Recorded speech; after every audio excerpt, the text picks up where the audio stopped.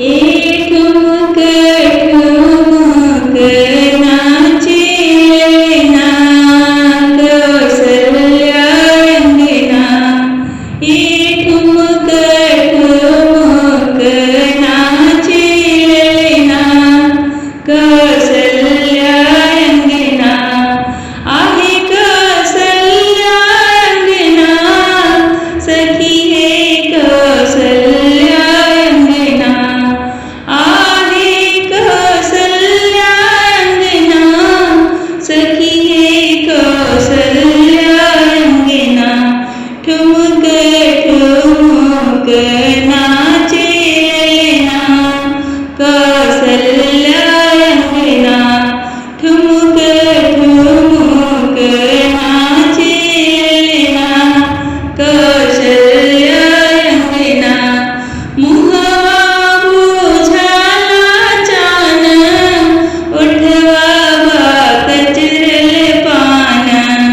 मुहवा बुझाला चान उठवा कचरल पान। गजरा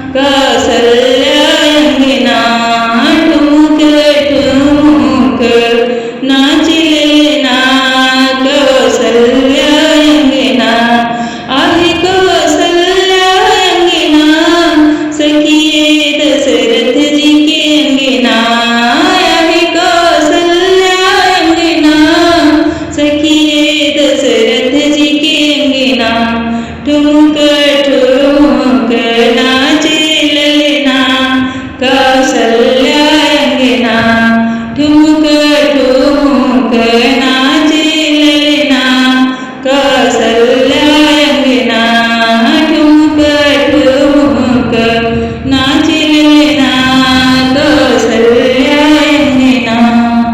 जय श्री राम। धन्यवाद।